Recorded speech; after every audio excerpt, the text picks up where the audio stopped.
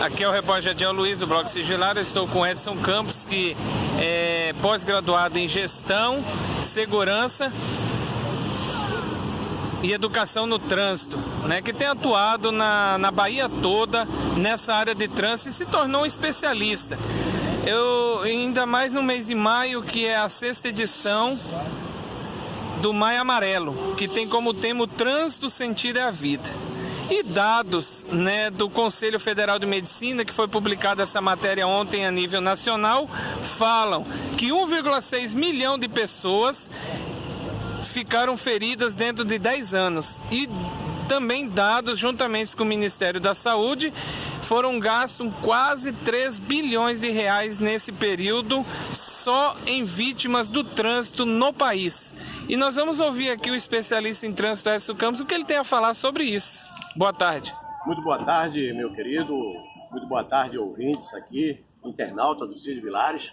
É um prazer estarmos aqui mais uma vez falando sobre trânsito, pois trânsito é algo assim que mexe com tudo. O trânsito, ele mexe desde a pessoa quando está in natura, porque uma pessoa já no ventre da sua mãe já corre o risco de ser lesionada, porque pode estar se envolvendo em um acidente de trânsito, a sua mãe e o seu pai.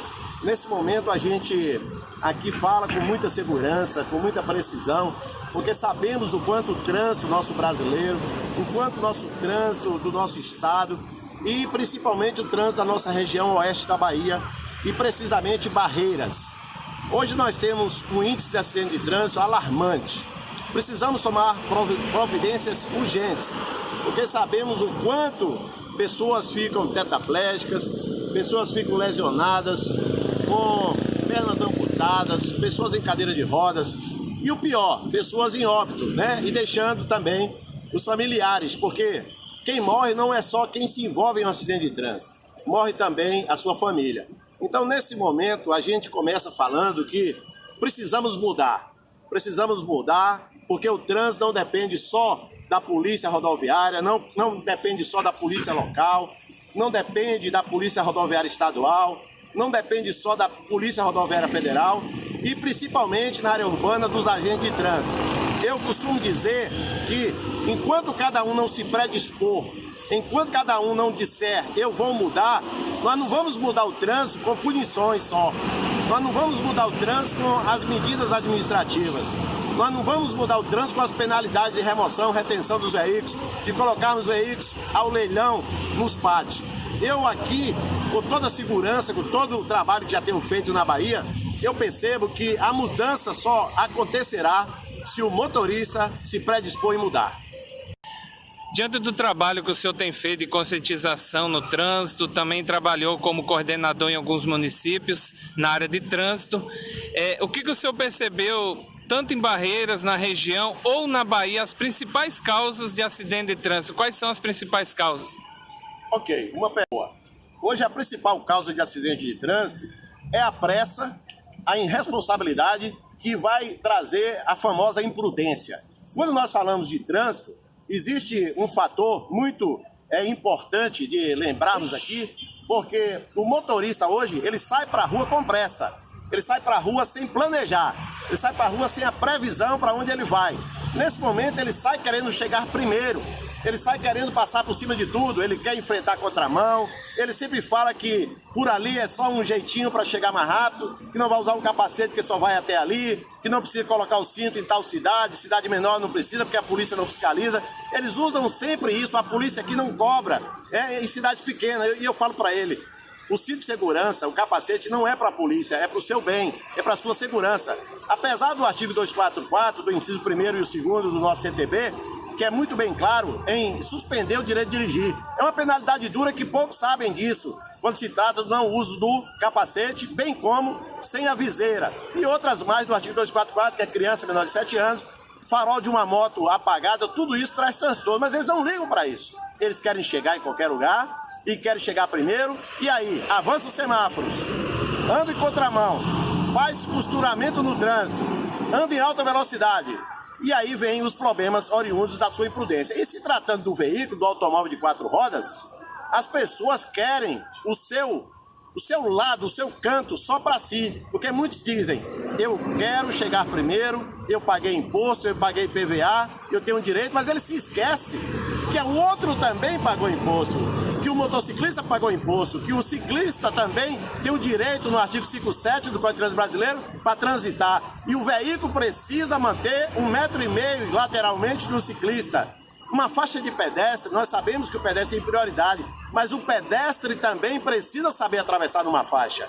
O pedestre precisa dar o sinal de vida, estender a mão, esperar os veículos pararem em um lado e em outro, se for mão dupla. Se for mão única, esperar aqueles veículos pararem na faixa de retenção e assim atravessarem. Por quê? Porque hoje o que nós vemos é cada um querendo chegar primeiro. Ninguém está ligado à segurança do trânsito. Se cada um se predispõe a mudar, se cada um se predispõe a colocar no seu lugar, o trânsito será mudado. Você pode ter uma ideia, esses dias aqui, anteontem, teve um acidente numa faixa de pedestres em Barreiras, em frente ao INSS, quando uma moça, inclusive até tira o chapéu para essa motociclista, né, que parou na faixa para o pedestre atravessar. E um veículo que vinha atrás colidiu na traseira. Aliás, não é nem colidiu, aí já é a questão do choque. Quando o veículo está parado é choque.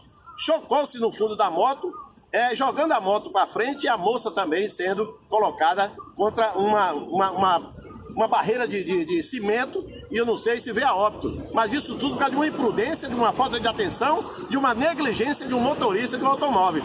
Muitos dizem que o motoqueiro está sempre errado, mas nem sempre o motoqueiro está errado. O motociclista muitas das vezes está fazendo as normas corretas, mas pelo fato de alguns já darem mau exemplos, todo motorista pensa que o motoqueiro, que pensa que é motoqueiro, na verdade é um motociclista, que está dentro das normas. E aí acontecem acidentes aqui e ali. E para fechar aqui os motivos pelos quais veio agora o nosso câncer, né? Nós temos um câncer no trânsito que é o celular. O celular, até um certo tempo atrás, estava tipificado apenas no artigo 252, inciso 3º, que era falar ao celular. Mas aí, depois do WhatsApp, veio o quê? Veio manusear o celular, deixar de olhar para frente para poder digitar na tela do celular. O que é que aconteceu? CONTRAN alterou pela Lei 13.281 e criou o 252, parágrafo único, que diz agora manusear, utilizar o celular na mão para teclar ou até para ficar apenas conduzindo o celular na mão. A multa passou de média para gravíssima. Então esse é outro do motivo maior dos acidentes de trânsito, porque as pessoas não estão mais olhando para frente, estão agora olhando para a tela do celular. E sem falar na imprudência, na velocidade, que isso já é de praxe, nas BA, nas BRs, e as ultrapassagens inseguras. Esses são os maiores motivos de acidente de trânsito na nossa Bahia, em Barreiras e no nosso oeste da Bahia, e quiçá na Bahia e o Brasil. Uma pergunta, Edson, qual seria a dica que o senhor, como especialista no trânsito, dá para tentar resolver ou minimizar e reduzir os acidentes de trânsito, não só aqui em Barreiras, na região, mas a nível Brasil também? Olha, veja bem, essa solução seria não a curto prazo, seria a longo prazo. Por quê? Porque nós temos o Código de Trânsito Brasileiro que fala do artigo 74, 75 e 76, que fala que a educação de trânsito é direito de todos. E o artigo 76 fala que deverá ter trânsito nas escolas, do primeiro, segundo e terceiro graus, como se falava antigamente, que hoje é ensino fundamental e ensino médio. Que nas escolas deveria ter a matéria trânsito. Se nós tivéssemos a matéria trânsito nas escolas, com certeza a criança de hoje, ela ia começando a aprender a legislação de trânsito, ela ia começando a aprender a sinalização de trânsito, ela ia começar a aprender sobre os crimes de trânsito. Quando ela completasse 18 anos e já saísse para a faculdade, ela estaria pronta, inclusive poderia ter um projeto para, em vez de ir para a autoescola, já ir com sua nota direto para o Detran fazer a carteira de habilitação, a parte prática. Pois ele já teria a teoria, não precisava de autoescola gastar tanto.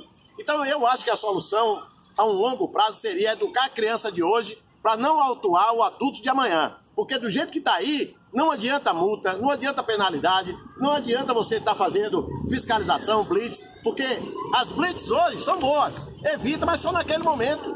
É igual a barreira eletrônica. A barreira eletrônica, o cara diminui a velocidade só no local da barreira. Depois da barreira, ele canta pneu de novo, sai correndo de novo. E aí vem o quê? Vem o problema crescendo a cada dia, e todo dia morrendo gente. Como você disse aí, nós temos 3 bilhões de despesa no SUS, que poderia ser usado em outra coisa. Nós temos 1,6 bilhões de pessoas que estão sendo acidentadas, umas com lesões leves e umas com lesões graves e gravíssimas, até com lesões permanentes, tetraplégica, paraplégica, perna amputada, braço amputado. E aí, como é que fica a vida dessa pessoa? Será que eu vou ter que voltar ao tempo para eu me consertar? Por que eu não me conserto antes? Por que eu não procuro ser preventivo e defensivo antes de sair com o carro? Será que depois eu vou querer consertar? Não tem mais jeito depois de uma cadeira de rodas, depois de ficar sem andar, depois de ficar sem falar, depois de ficar sem braço, sem perna. Aí vem o arrependimento. Se eu pudesse voltar ao tempo, eu ia ser o motorista melhor do mundo. Por que não pensa isso agora e já muda o seu comportamento como motorista antes de acontecer um acidente? Então, aqui eu finalizo dizendo que muitas coisas estão sendo mudadas, né? No nosso país, no nosso trânsito. Inclusive agora o nosso presidente, Bolsonaro, está querendo alterar algumas coisas, como a carteira de habilitação, querendo aumentar de 20 pontos para 40. Eu não sei se vai ser bom, porque já que o cara tem 20 pontos e ele trabalha em cima de 20 pontos, para ele não cometer infrações, para não ter carteira suspensa, se eu liberar para 40 pontos, eu vou liberar o cara mais 2 vezes para ele ter mais infrações. A polícia vai estar fazendo as infrações, a polícia vai estar fazendo as autuações e ele vai ter, não, eu não perco mais com 20 pontos não, eu posso ter mais multas. Então, 40 pontos, eu vou cometer mais acidentes. 40 pontos, eu posso morrer. Do mesmo jeito, a habilitação de 5 anos para 10. Por que eu vou passar a carteira para 10? Pô, pode ser bom para um bocado de gente, entre aspas. Não preciso estar todo dia renovando minha carteira de 5 anos. Mas eu vou ter motoristas 10 anos desatualizados. 10 anos desatualizados. Ou, se botar para 10 anos, botar uma reciclagem periodicamente, para ele poder ter uma renovação de atualização do Código de Trânsito Brasileiro. Porque todo dia sai uma resolução. Já temos 700 e tantas resoluções, quase 780 já. Por quê? O motorista vai ficar 10 anos sem saber sobre trânsito. 5 anos ele já fica perdido, imagine 10. Então, tira o chapéu pro Bolsonaro, que está querendo ajudar o brasileiro, mas tem que ajudar com técnica. Mas ele só, por si só, não resolverá isso, porque ele sabe que tudo isso aí vai passar pela Câmara Temática. Câmara Temática tem lá os especialistas que vão analisar se deve virar resolução ou não essas mudanças. Quiçá que melhore. Se não melhorar, infelizmente, tem que revogar. Então esse é o recado que eu deixo em relação ao nosso trânsito brasileiro. Para encerrar a matéria, o presidente Bolsonaro está querendo tirar os radares fixos e pretende também mexer nos móveis. Para encerrar, o que o senhor fala sobre isso? Olha, é outro problema que nós possivelmente vamos ter. Com todo respeito ao nosso presidente, que foi eleito para fazer muita mudança, mas eu, particularmente, como especialista em trânsito, meu querido, você já imaginou uma cidade tipo Cristópolis, que você passa a BR-242 dentro da área urbana, sem os radares? Antigamente se tinha os famosos quebra-molas, que são chamados legalmente de lombada ou saliência, mas disseram que isso é arcaico, tiraram esses quebra-molas, as lombadas ou saliência, aí botou os radares eletrônicos para diminuir a velocidade. Você já imaginou tirar esses radares? Eu não concordo em botar radar escondido, como ele poderá tirar os móveis. Polícia chegar, ficar atrás das árvores, ficar em local inesperado. Eu concordo que as rodovias sejam sinalizadas previamente para avisar que ali tem fiscalização eletrônica. Mas que essa fiscalização eletrônica não venha a ser tirada da área urbana. Eu até não concordo em muitos pardais em Brasília. Sem aviso nenhum, você é autuado em Brasília e tudo quanto é porte que passa, tem um pardal lá escondido para autuar seu veículo. Com 50 km, você passa 57, 58 já é autuado. Porque sabemos que nós temos uma tolerância de 7 km. Então, em alguns casos, poderá resolver a tirada desses pardais, no caso dos móveis.